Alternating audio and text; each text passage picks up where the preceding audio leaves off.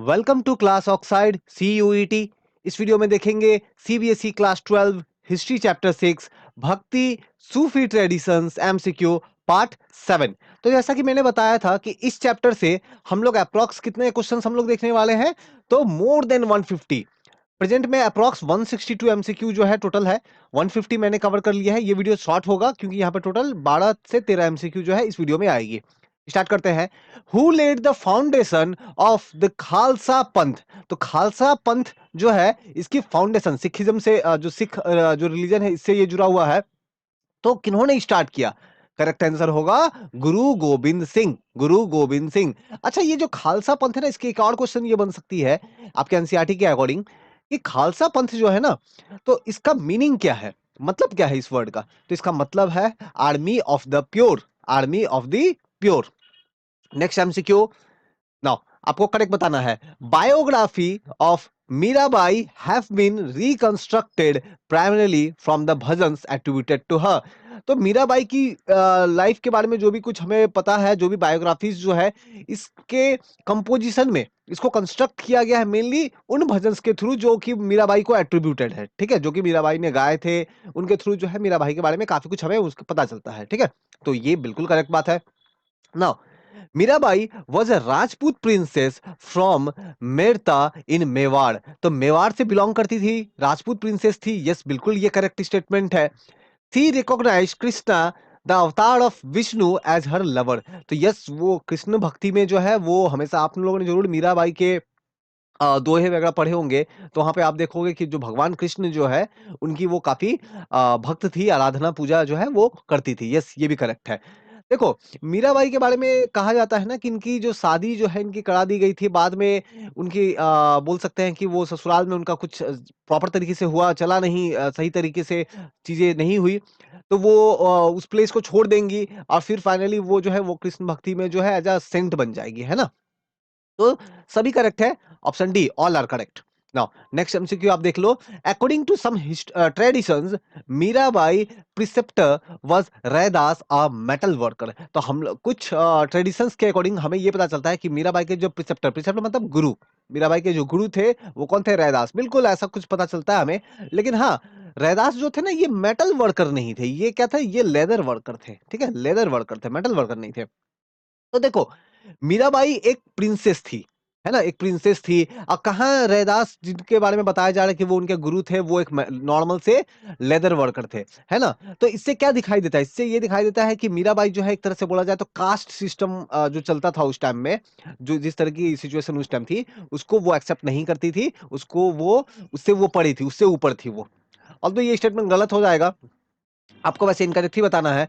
Mirabai did not attract a sect और the group of follower. जैसे हम लोग देखते हैं, जैसे कबीर जी के, हम लोग देखते हैं कबीर जी के कबीर पंथ, कबीर फॉलो, बहुत सारे ग्रुप ऑफ फॉलोअर्स है जो कबीर जी की दिखाई गई रास्तों पे चलते हैं। अलवर है, लिंगायत है, बाबा गुरु नानक जी के रास्तों पे चलने वाले जो है बहुत सारे हैं। लेकिन मीराबाई के केस में ऐसा कोई ग्रुप ऑफ फॉलोअर जिनका कोई पॉसिबल प्रॉपर तरीके से ग्रुप हो या एक सेक्ट हो, ऐसा कुछ देखने को नहीं मिलता है। हाँ, ये सही बात है।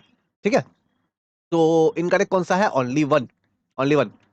नेक्स्ट देख लो। शंकरादेवा वाज प्रोपोनेंट ऑफ वैष्णविज्म इन। तो शंकरादेवा जो है, इन्होंने वैष्णविज्म जो है उसके प्रचार में काफी इंपॉर्टेंट रोल प्ले किया, और specially in Assam, in Assam. Next MCQ आप देख लो। असरसन रीजन है यहाँ पे, तो करना क्या है कि teaching of Shankaradeva is often called Bhagavati Dharma. तो जो भी कुछ शंकरादेवा ने अपने लोगों को पढ़ाया, समझाया, बताया, टीचिंग किया, तो उसे कहा जाता है भगवती धर्म। यस, ये बिल्कुल करेक्ट स्टेटमेंट है। रीजन क्या है? His teachings were based on Bhagavad Gita and Bhagavat Purana. तो इनकी जो भी टीचिंग्स होती थी शंकरादेवा जी की, तो वो भगवत गीता एंड भगवत पुराण पे बेस्ड होती थी, इसलिए ऐसा कहा जाता है। बिल्कुल करेक्ट रीजन है। आंसर होगा ऑप्शन ए। नेक्स्ट एमसीक्यू देख लो।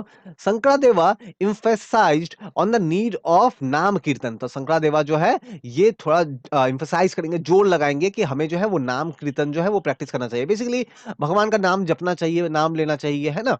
तो जो कीर्तन होता है, अगर आपको पता हो कीर्तन क्या होती है ना, जहाँ पे लोग साथ में बैठते हैं बहुत सारे लोग, भगवान का भजन गाते हैं, नाम जपते हैं, तो उन्होंने इसको एम्फसाइज किया। यस, सही है। Now He encouraged the establishment of the Satara for transmission of spiritual knowledge. तो वो चाहते थे कि spiritual knowledge जो है वो लोगों तक फैले, है ना, लोग जो है वो स्पिरिचुअलिज्म की तरफ जो है वो लोग आए। तो इसके लिए वो चाहते थे कि सतारा जो है इसकी स्टेब्लिशमेंट, सतारा मतलब कुछ मोनेस्ट्री, है ना, जो मोनेस्ट्रीज जो होते हैं ना, तो मोनेस्ट्री, ठीक है। तो यस, ये बिल्कुल करेक्ट स्टेटमेंट है, आंसर होगा बोथ, ठीक है। हाँ, देखो जो भी एमसीक्यूज है ना ये टोटली आपके एनसीईआरटी बेस्ड है, आपके common university entrance test exam के लिए, है ना, क्लास 12 के लिए है, तो बहुत इंपॉर्टेंट होगा। नेक्स्ट एमसीक्यू देख लेते हैं। Kirtan Ghosh is major composition of, तो कीर्तन घोष जो है इसके मेजर कंपोजिशन जो ये इन्होंने किसने लाइक किन्होंने इनको कंपोज किया है, कीर्तन घोष जो वर्क जो है ये किनका कंपोजिशन है, तो ये है शंकरा देवा जो जी है उनका कंपोजिशन है ये, ठीक है। नेक्स्ट एमसीक्यू आप देख लो। What is the meaning of the word Malfuzat in Sufism, तो सूफीज्म से के कंटेक्स्ट में अगर रिलेट में अगर हम लोग बात करें तो ये जो वर्ड है ना मलफुजात, इसका मतलब क्या है, तो मतलब है इसका कन्वर्सेशन ऑफ सूफी सेंट। देखो होता क्या था ना, जब सूफी सेंट जब बैठते थे, है ना, जब सूफी सेंट जब बैठते थे तो बेसिकली वो लोग किसी टॉपिक के ऊपर में बात करते थे। मान लो दो चार लोग बैठे हुए हैं किसी टॉपिक के ऊपर बात कर रहे हैं, तो उन सब चीजों को ना कोई एक दूसरा पर्सन जो राइटर है वो लिख रहा होता है कि सूफी सेंट से ये क्वेश्चन पूछा गया तो उन्होंने उसका ऐसा आंसर दिया, ये पूछा गया तो ये आंसर दिया। तो ये क्वेश्चन आंसर लाइक इस फॉर्म में है ना, तो कन्वर्सेशन को रिकॉर्ड किया जाता था, है ना। तो इसको ना हम लोग और क्या बोल सकते हैं, डाइडैक्टिक मेथड, डाइडैक्टिक मेथड जो है आप इसको बोल सकते हो। तो ये वर्ड याद रखना है, पूछा जा सकता है कि मलफूजात से ये टर्म रिलेटेड है। डाइडैक्टिक मतलब क्वेश्चन आंसर लाइक फॉर्मेट में कुछ बातें चल रही है उसको रिकॉर्ड किया जा रहा है, ठीक है। तो ऑप्शन सी होगा इसमें आंसर। नेक्स्ट देख लो। तो यहाँ पे ये देख लो, यहाँ पे क्या है, फवाइद अल फुअद, ठीक है। तो ये एक मलफूजात है, बेसिकली एक टेक्स्ट है, एक बुक है, ठीक है। ये क्या है, एक टेक्स्ट है, ठीक है। कैसी टेक्स्ट है वो अभी जस्ट हमने देखा ना, मलफूजात वैसी वाली टेक्स्ट है। तो इस टेक्स्ट में क्या होगा, कन्वर्सेशन होगा सूफी सेंट का, बिल्कुल। तो किनका कन्वर्सेशन, कौन से सूफी सेंट का कन्वर्सेशन कन्वर्सेशन है, तो शेख निजामुद्दीन औलिया जो है उनका, वहां पे जो भी उन्होंने बताया कन्वर्सेशन जो भी उनका है वहां वो वहां प्रेजेंट है। और इसको कंपाइल किसने किया, तो कंपाइल करने का काम अमीर हसन सिद्दी ने किया है, ठीक है। अमीर हसन सिद्दी ने कंपाइल किया है। टेक्स्ट का नाम है फवाइद अल फुअद। और उस टेक्स्ट में क्या है, तो शेख निजामुद्दीन औलिया की कन्वर्सेशंस है।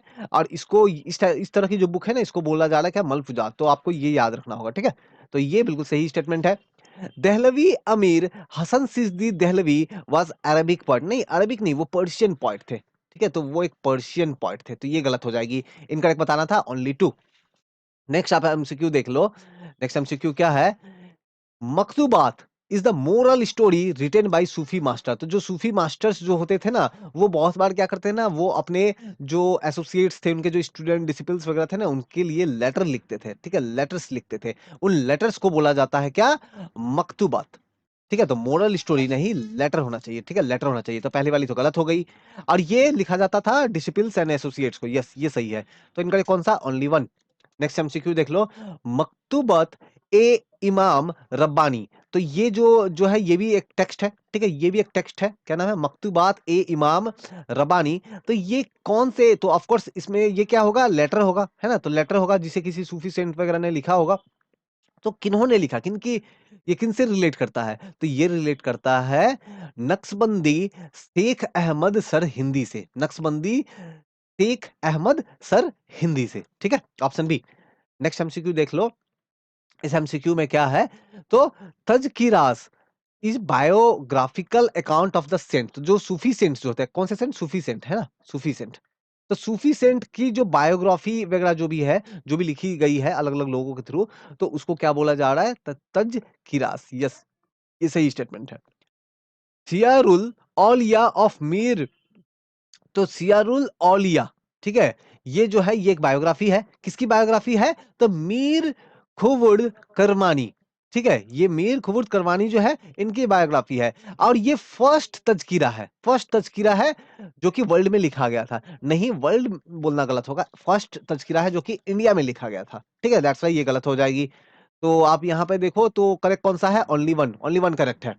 तो देखो हमने क्या करा, यहाँ पे 162 एमसीक्यू कवर हो गए। हमने आपके कॉमन यूनिवर्सिटी एंट्रेंस टेस्ट और इसके साथ ही क्लास 12 हिस्ट्री चैप्टर 6 भक्ति सूफी ट्रेडिशंस के एमसीक्यू जो है हमने कवर कर लिए हैं। टोटल 7 पार्ट्स हमने इसके देखे हैं। इसके बाद मैं नेक्स्ट लेके आऊंगा। कोई भी डाउट क्वारी हो तो आप डिस्क्रिप्शन में डायरेक्टली कमेंट करके मुझे बता सकते हो। कुछ लिंक भी है, वहां जुड़ के मुझसे डायरेक्टली कॉन्टैक्ट कर सकते हो। Thank you.